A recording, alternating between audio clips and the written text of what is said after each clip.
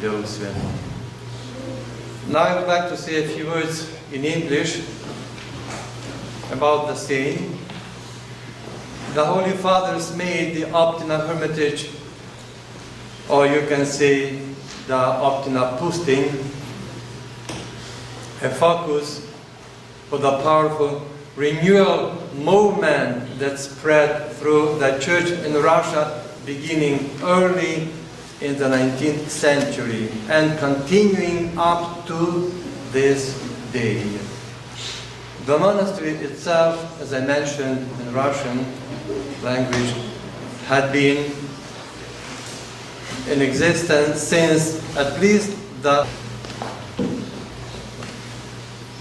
commemoration of the Optina starcy elders was approved by the Synod of the Russian Church abroad in 1990 and by the Moscow Patriarchate, so Russian Orthodox Church in Russia a little bit later, 6 years later, 1996.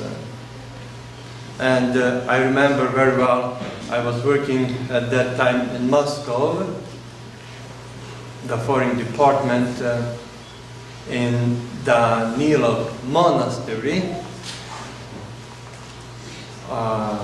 The Optina Monastery itself was officially re-established in 1987. And the former superior father, or we would say namestnik in Russian language, of the Nilov Monastery, Отец Yevlogий, and he was also the professor of Moscow Theological Academy.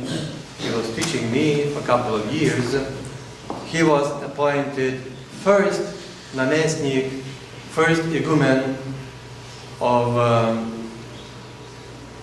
in 1987, first namestnik of Optina Pusting. And now I would like to mention the most famous that we know, dear brothers and sisters, Hieroschima monk, иеромонах, по-русски сказать, да, святой Амвросий, Optinский старец, Ambrose in English. The 6 of 8 children, the future elder had a lively humor and social personality which conflicted with his spiritual yearnings. A serious illness helped him to resolve his inner struggle.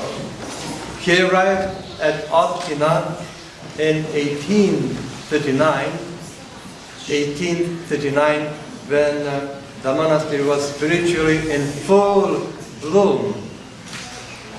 Guided at first by Elder Leonid and then by Elder Makary,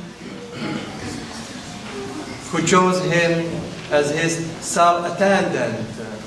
You would say in Russian, keleynik. In English, they have sub-attendant. He made rapid spiritual progress. After only 3 years, his tonsured, after only 3 years, he was tonsured, to jest пострижен монахи, and in another 3 years, he was ordained as a priest. И 3 года спустя, другие 3 года, он был рукоположен во священники, иеромонахи. For 30 years after Elder Makary's death, Elder Ambrose, святой старец, Ambrose was in the position of being Optina's principal starcy. Countless pilgrims, то есть бесчисленное множество паломников, pilgrims, streamed to his cell, приходили, стремились к нему.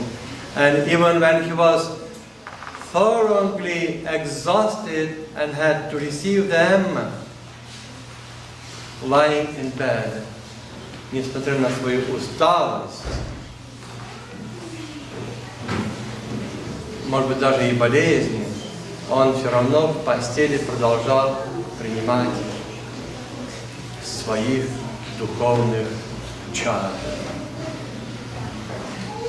He never turned away anyone in need of soul-profiting counsel.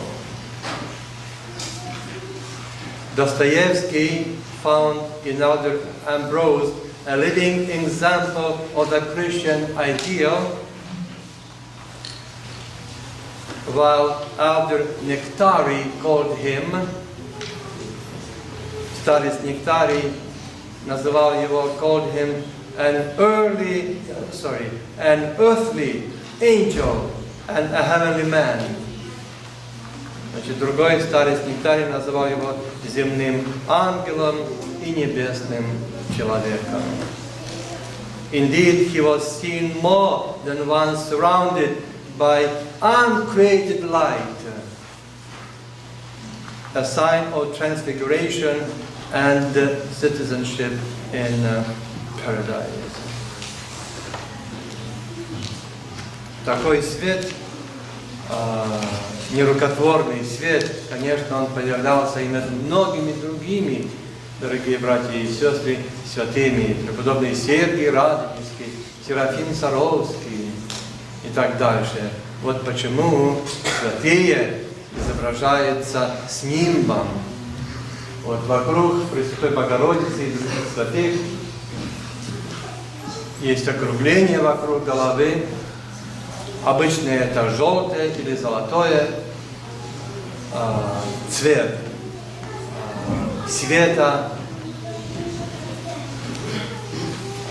называется нимб.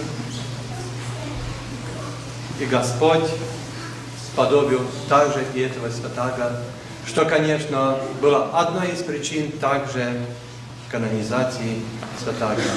Пусть Господь, дорогие братья и сестры, по молитвам святых старцев Оптинских и старца Амвросия, пусть Господь и нас с вами, во-первых, поможет нам и сподобит нас быть и с ними в Царстве Небесном всегда, ныне и присно, и во веки веков. Аминь. Благодарю вас.